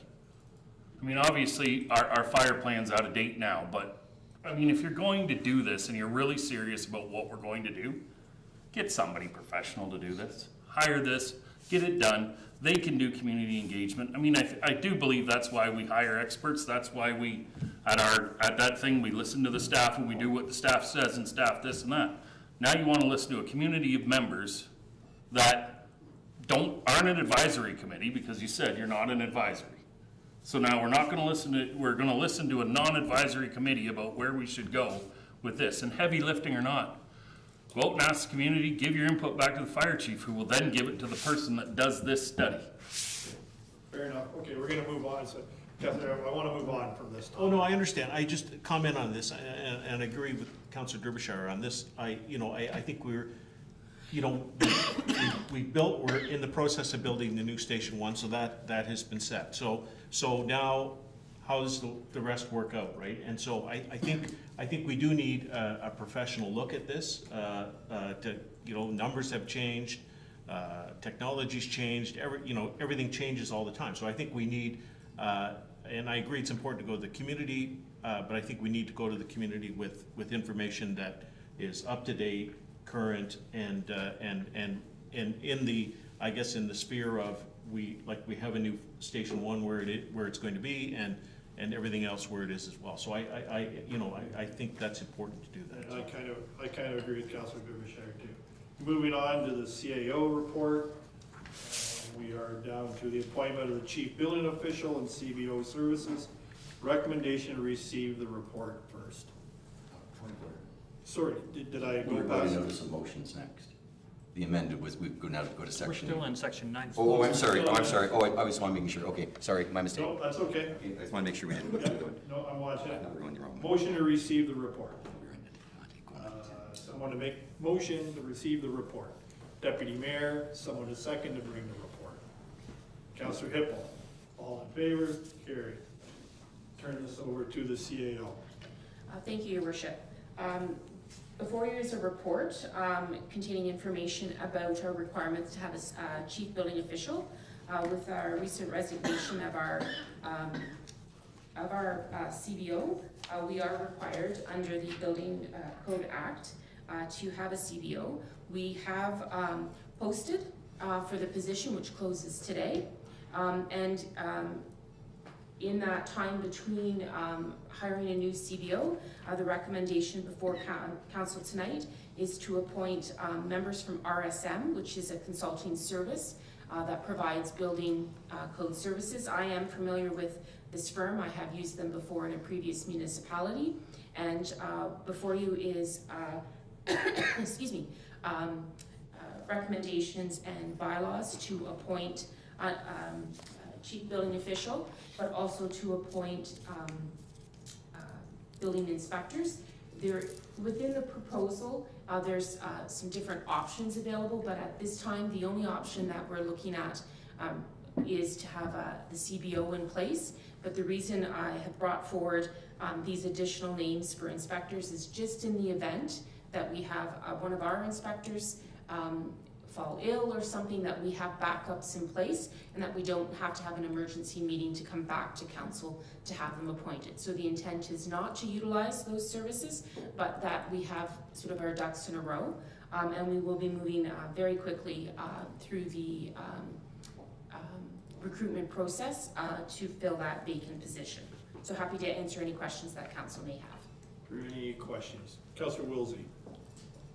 Back in August, and I remember almost every other time we've had this CBO vacancy, we've gone next door to Middlesex Center, because I know they have a CBO that they lend out, and I think they actually do the building inspections for 3 or 4 municipalities in Middlesex County. We used them like 4 months ago or 5 months ago when Kelowna went on vacation in August. What was their response, and why can't we continue to use them? CEO McKibben. Through the chair, I did not have a conversation with our neighboring municipality. I thought it was best that we go with this firm, that we have additional support if we need it, so that, in fact, if who we're appointing as our CBO is ill themselves, we have backups within RSM to provide that service. Yep, follow up, Councillor Wilsey. So if he was good enough to cover for 2 weeks in August, why, and we didn't even talk to them this time, I'm just looking at these rates, and I realize that a local person is like charging, I don't think we posted rates before, but I think they were much less than what these are. And for somebody out of town who doesn't know the area, and for travel and living and all the expenses that come with consultants, I just find it hard to believe we didn't even talk to the neighbor next door that did this for us back in the summer. I don't know. Yep. Any other questions? Okay, so, oh, sorry, Councillor. Basically, we gotta take this because we need it now, right? Because we don't have one. We have to have one in place. So, we've spent a month and we have basically you have to approve this now, is what it comes down to. There's no beating around the bush. There's no waiting to ask someone else. This is what we have to do because we don't have it. So, how long is the duration of this? Like, what is our intention? And are we, like, CEO McKibben. The intention, as soon as we have completed our recruitment for our new CBO would be appointed, and we would no longer require these services. I'll let you follow up, Councillor. 2 questions. One, is there a minimum cost to engage with this consulting service agreement? And secondly, can we approve this and then also put a second motion in place to begin discussions with just like Center compare their rates and go with whoever else, just that way we can save the taxpayers some money. So we can have this one on, but then also do the same thing we did before for Corners Vacation and just use the local service. That's maybe more reasonable. Yep. Deputy Mayor. I have a reply, but I can't give it an open because it deals with a legal matter. You'd have to go into close if you want me to provide a And reply. Deputy Mayor, I was sitting here thinking that, So I'm gonna make a motion that we go into closed for the purposes of dealing, or because it will speak about a matter of litigation or possible litigation. I would second that, because I wondered how to do it. Can we do that? Or can we defer this until we go into closed? I suppose to expedite the conversation, we could move into closed. However, we haven't provided any notice to the public that we would be having. I suppose, correct, it has appeared on this agenda as council's business. So can your motion be, Deputy Mayor, that we move this to the closed, add it to the closed agenda? I don't know that the whole thing would go to the close. Yes, I don't have a problem with it, but I think it's only the reply to the councillor Right. that is a closed item. That's right, that's why I didn't want to respond to the councillor either. Through the chair to council. So yes, the discussion that the deputy mayor wishes to have can be put into close, and council can make a motion to waive notice so that that could be added to the closed agenda. Okay. Yeah, so, yeah.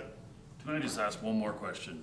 Do we anticipate, or do we know that some of our inspectors are going to take time off in this block? Like if they've already booked time off and we know this is happening and this is the best solution, because that's what's going to cover all of this, then maybe we don't even need to go into closed. But I would like to answer the council, we can have the vote, but I'd like to answer the councillor's question. He should know it. Does anyone know? I just wanted to know. I mean, if they are going off, then obviously it's just easy to do. Or any of our, The reason for this is to cover if yes, there will be vacation days taken over the next 6 weeks or so, but also there could be unexplained illness, and this is just ensuring that we have the coverage for that as well. okay. So there may not be a need, let's bring this to a vote. Oh, you got a second motion? I put a motion that we move this then to the closed session. Yes, to answer the councillor's question, I second that. And if I may, sorry, through the chair, just to address CAO McKibben's comment that we should also waive the notice requirements. I'll make a motion that we waive the notice requirement pursuant to the procedure bylaw. Yep, I'll second that. So we have a motion to put this in the closed session. All in favor? Carried. Okay, we'll defer to that. Fair enough, CAO? Yes, Okay with that? yes. Okay, thank you. Next is municipal lands update regarding 40 Metcalf Street, Metcalf Terrace, and 137 Frank Street. Motion to receive it first for information, we ask questions. Motion to receive. Deputy Mayor, Councilor Kennis, all in favor? Carried. Any questions are gonna, you, answer the questions to you or through you? Okay. Are there any questions on the report? Deputy Mayor. Really no problems or issues with the report. In regards to 137 Frank Street, that entire piece that I see in red, I guess, is what we're speaking about.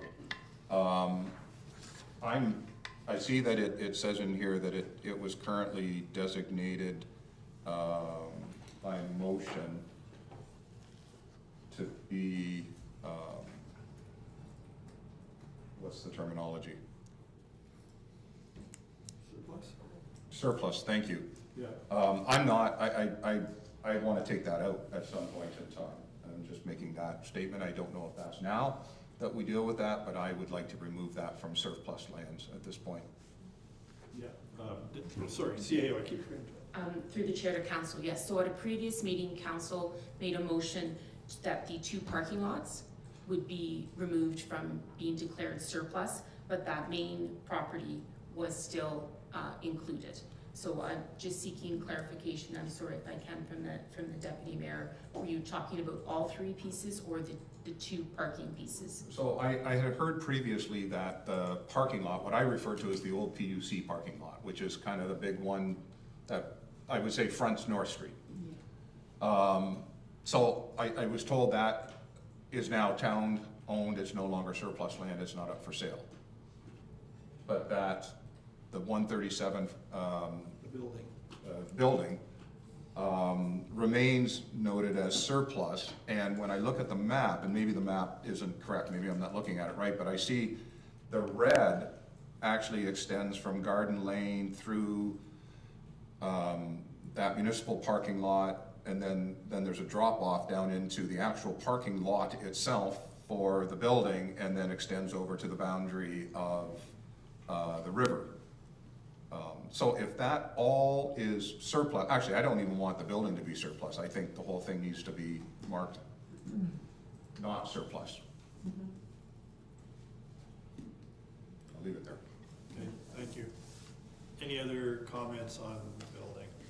I just have one with regards to 137 Frank Street. That just interest conversation with the county about the possibility of doing something with the building, whatever that may be. I've talked to Cindy Howard, the general manager, and also social services. I'm sure there are others in the community who may be interested in that building, so I'm glad to hear the deputy mayor say take it off the surplus roll. I'm not prepared to make a motion now, but I think it would behoove us to put out a request for proposals on what to do with that building. It may be, I know in talking to the county, and I don't want to get ahead of it, they have ideas as to what they may want to do with it, but I think we've got a lot on our plate now, but at some point in time, it'd be interesting, just throw it out to the world. We have this building, what could we do with that building? And it just... Madam Clerk, if I made a motion to staff to bring back a bylaw designating the property of 137 Frank Street in its entirety, everything that it used to be be taken off the surplus list, is that then the document that we need to have to consider at some future meeting that would facilitate that action? Sorry, through the chair to Deputy Mayor McGuire. Sorry, so you're, just to understand the question, you're inquiring if you put forward a motion to formally remove all of the parcels? Would that? Yeah, whatever motion, staff would have to do a background. If the parking lot, the old PUC parking lot, if that's already occurred on that property, then we don't need to include it. But if the building, and I'm looking at the report, and there's the property, and it's outlined in red, it's all shaded in red. If any of that remains marked surplus, I'm wondering, do I just give a directive, put a motion on for direction to staff to bring back a bylaw that would remove all of those lands from surplus? Is that how I deal with this? Correct. That's what I would recommend. Just going off of memory, I believe all three parcels are currently declared surplus by bylaw. So there would need to be a further step to repeal that bylaw if desired by council. So that would be an appropriate first step to get us there if that's council's intention. Next conversation.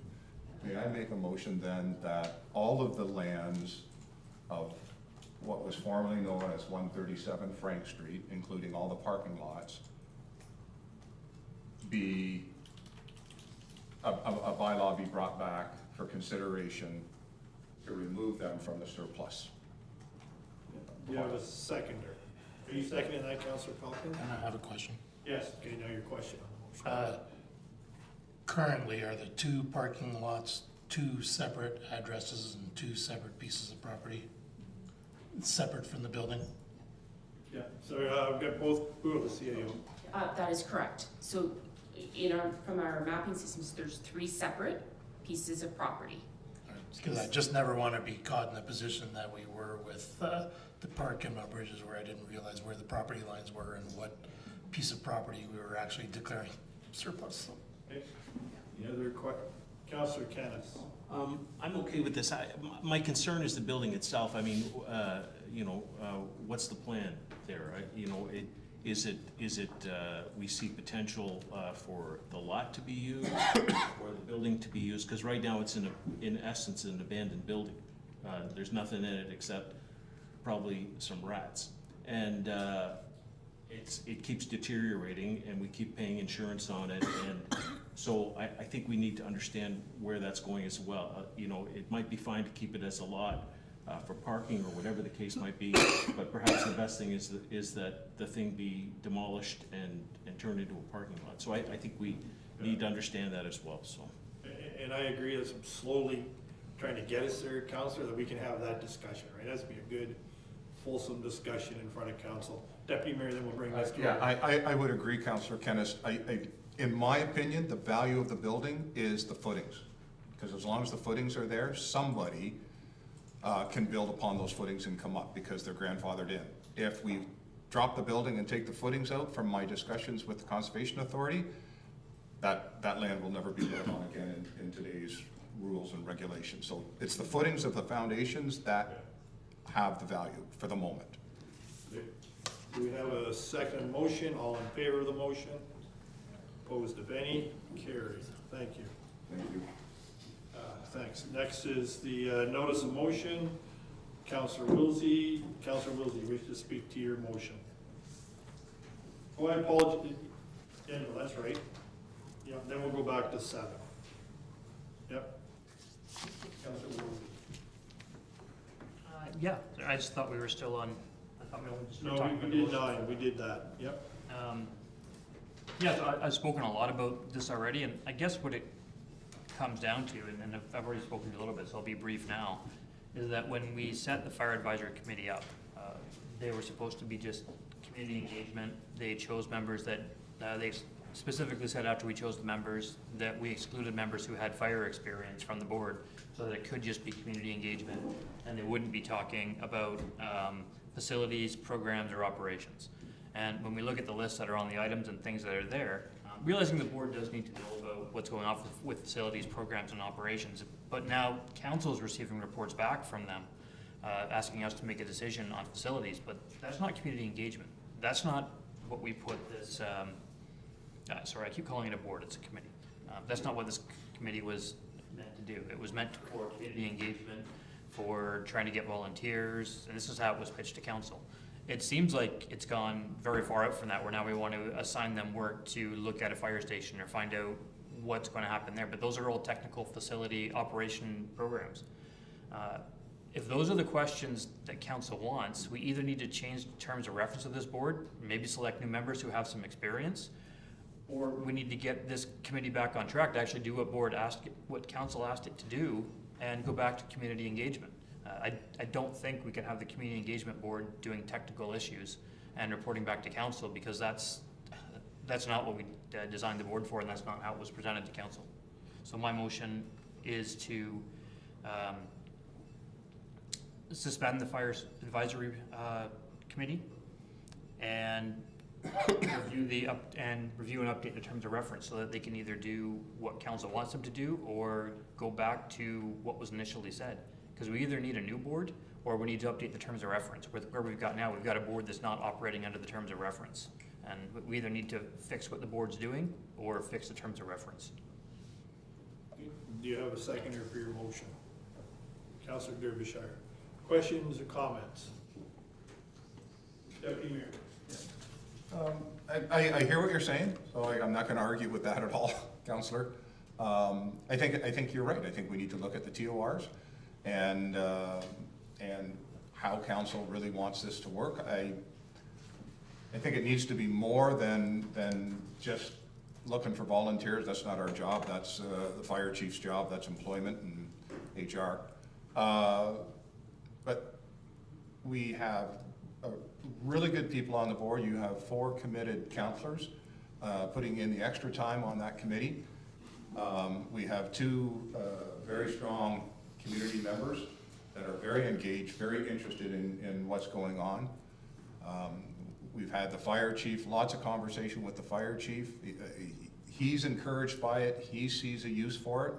So I hate to see it suspended, but I would be very encouraged to work with yourself and anybody else to try to come up with terms of reference that better align with, I think, how the board or how the committee feels it can assist and what the council wants.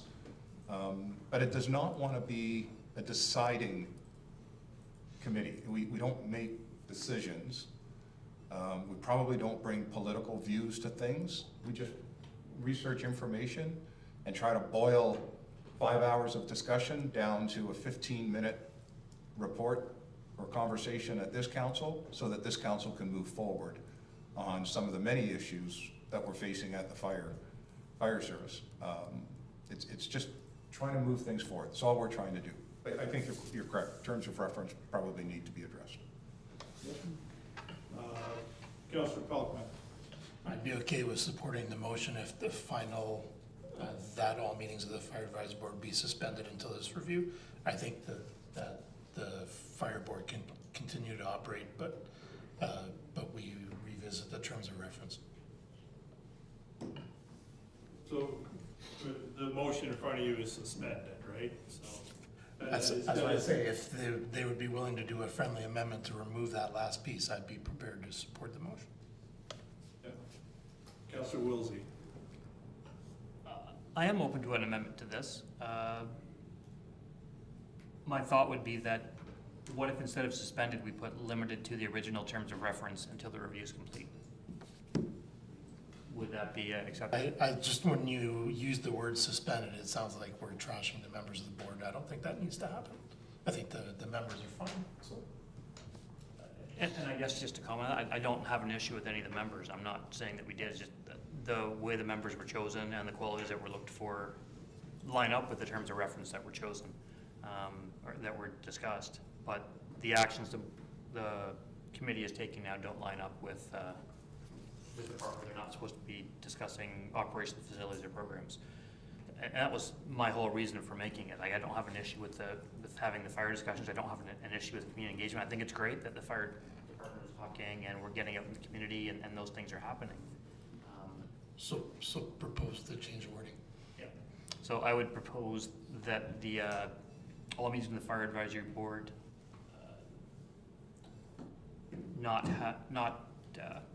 so the scope of the Fire Advisory Board be limited to their initial terms of reference, which exclude operations, facilities, or program discussions until the terms of reference review is complete and updated terms of reference are approved by council. You seconded it, Councillor. Are you okay with that? No, I'm not. Okay. No, we pulled a trick where we flipped this discussion so that we could talk about the board before this. So that just goes to show me, you don't want to have a discussion about what you're actually doing. You wanted to push stuff through, shove it through, flip this around, and now we're having a discussion after we've already made a decision about a matter where we should have discussed whether they had the right to even bring it forward or not. Which in the end of it, we all kind of went, oh, I don't think they really should be discussing this. So here we sit now, and I know you say don't slap them on the wrist, but they did what they're not supposed to do. So in my mind, you did what you're not supposed to do, and if you didn't know the rules, then you shouldn't have done it. You should have asked for things. We're 3 months into this thing, and we're already here at a meeting on the first thing you bring to council, and it's wrong. Like, no, I'm sticking with the original motion. If it gets voted down, it gets voted down. You guys can move forward with what you want, but you haven't done what you said you were gonna do. This thing got put through for Brent, for the Smith, for him. It's not for council. This is for the fire chief. This is not, so we call it a board of council. It's only a board of council because we voted it in, but it's, if he shows you information there, then it stays there. That was for your guys' information, so you, as what they said, unadvised people, had an idea what the fire department's doing. First thing you do is shove this report right up, even though that's governance. So, Okay. no. All right, the original motion sticks, so all in favor of the original motion as We're not getting any of it because you got 4 of you guys on it. So you only need one more vote. Like, that's the other side about these committees with 4 counselors. You're one vote away from making it all go through. Councilor, yep, so we have it in front of us. All in favor of Councilor Wilsey's motion? Opposed? Defeated. Sorry, Greg. Should've went with you. Maybe they'd have went for it. Councilor Derbyshire to be voted on. Council set a date for the annual CAO review.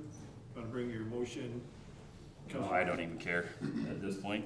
Okay. What does everybody else want to do? February 13th. Oh, there you We've go. already said it. Thank you.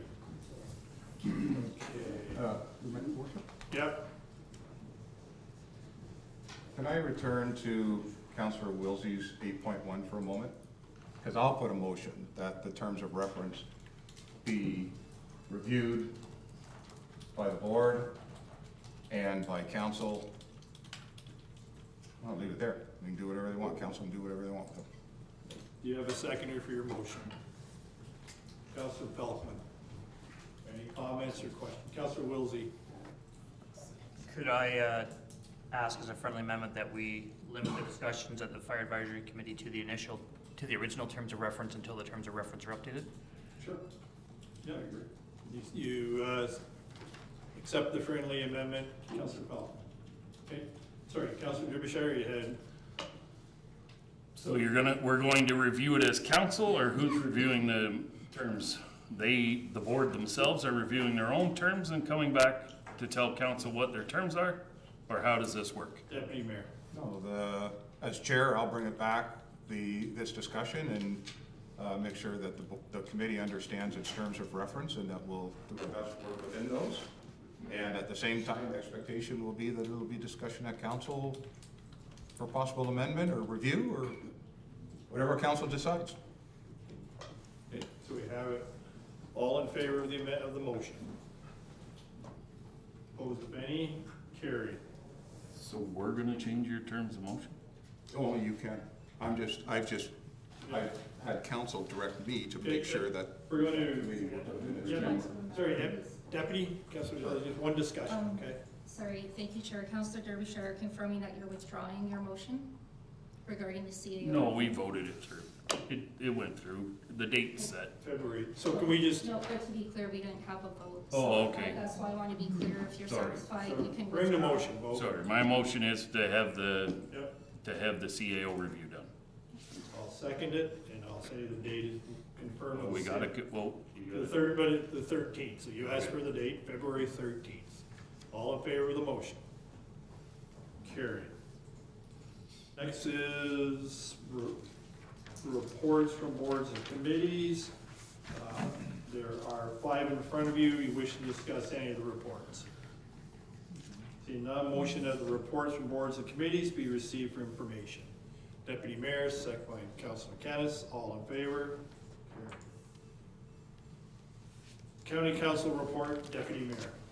Nothing further than what's been provided in the package, thank you. Inquiries or comments by members? Councilor Hippel, even though you're losing your voice, did we want to start with you? And Yes, you know what, Emily, I only have one thing. I wish you could talk for hours, but I just wanted to congratulate Dylan Giffen, a resident. I guess he's an adult now. I still think kids that are 28 are kids, but anyways, the Grey Cup is coming back to Strathroy-Caradoc, and Dylan Giffen, who plays for the Toronto Argonauts, will be with that Grey Cup.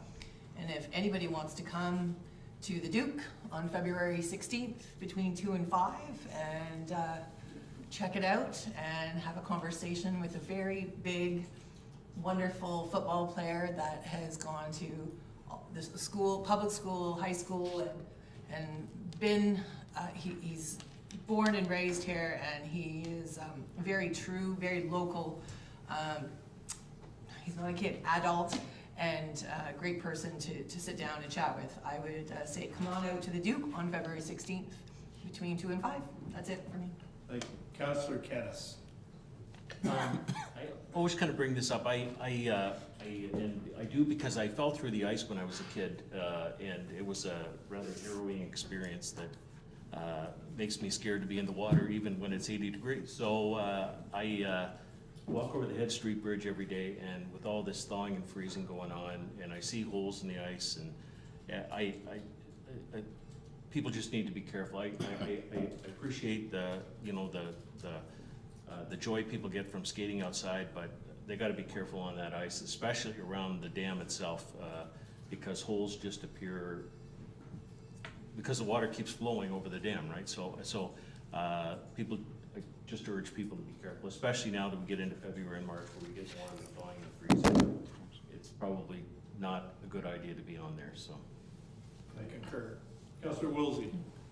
I just want to take a minute and thank everyone for their engagement with the councillors when we're not at council. I know we don't talk about this very much, but I know when I go out to Tim Hortons, or I go to the Still, or I go to the Legion, or any of those places in Mount Bridges, or even grocery shopping in Strathroy, I almost always have somebody come up to me and ask me a question about council. And I just wanted to thank everyone for doing that. I would encourage you to do it more. You should get to know your councillors, ask them questions, find out what's going on, and it's a pleasure to be your councillor and to be engaged with you. Yep. Councillor Brandon. Following that remark, that's sometimes the reason my wife doesn't want to go grocery shopping with me, because I get talking too much to people in the aisles. But I echo the same thing. I love the contact, and sometimes you know, if I'm with my family, I'll talk to you for a bit, but at some point I got to get in the car. That's why sometimes when I'm by myself, I'm a little bit more approachable. Thanks a lot. Councillor Pelkman. I can remember my oldest daughter saying that she didn't want to go to the store with me because I'll just blah, blah, blah, blah. Was her exact words. I had an interesting conversation from someone who works for a different municipality but lives in Strathroy. And he made a comment about our snow removal, and that our snow removal is really the gold standard out there for most municipalities. So I just wanted to thank the roads department for the work that they do and keeping our sidewalks clear. I know sometimes there's ice and water on it, but that can't be avoided, and we can't be on every sidewalk and every piece of road 24/7. But if you compare it to other municipalities, we do a damn good job, and so thanks to the roads department for that. Councillor Derbyshire. Thank you, and I'm just going to apologize to the sewer and water people today and tell them that we tried hard, but I believe we did a big disservice to them and their rates and their money tonight. So I do apologize on my behalf and want you to know that I did the best I could to try to save you 15 or 20 million, but. Thank you. Deputy Mayor. Nothing this evening. No. Mine is, I just want to comment on the news at hand today, and I haven't spoken to either the CAO or our economic development officer just regarding the tariffs. And the saying is, you know, when our neighbor to the south rolls over, we feel it. And I would just say the business community, Mayor, I'm sure all the council is greatly concerned about the effects of the tariffs on not just the consumers, but on our business. We're very fortunate to have a very robust industrial area here in Strathroy-Caradoc, which also includes those that are in the auto sector. So what I'm going to ask through the CAO, if she will meet with me in the next couple of days, and let's look at a message we could give to the business community and the community as a whole. I know there are movements out there for a buy local campaign, but I think as a council, there's not much we can do to influence global politics, but I think we need to say something to the community that we understand, and whether it's an outreach to the business community to get together to hear their concerns, and they may have ideas as to what we can do. Let's hope that this ends rather quickly, but I do want it out there that I'm concerned. I'm greatly concerned. I'm greatly concerned for our citizens, you know, whether it's jobs and the cost of living, but also the effects on our business community. So, and then we can do CAO to put a message out there, help our community. That would be great. The next meeting is on Monday, February 10th. A special council meeting, the strategic priorities meeting at 5 p.m. in the committee room. With that, I have something to read. The council will now meet in closed session and considers matters as permitted to do so under the municipal act and is listed on tonight's agenda. Motion that council enter closed session at 8:05 p.m. to discuss the following. 2 items in accordance with the council's procedure bylaw to approve in-camera meeting minutes of January 20th, 2025. 1 item pursuant to section 239(2)C of the Municipal Act 2001 regarding proposed or pending acquisition or disposition of land by the municipality industrial park. 1 item pursuant to section 239(2)E of the Municipal Act regarding litigation or potential litigation affecting the municipality CBO appointment. Also note we will go into recess until 8:15. So motion to go into close and take a recess. Councilor Brennan, second by Councilor Kennis, all in favor? Carried. Give it a minute.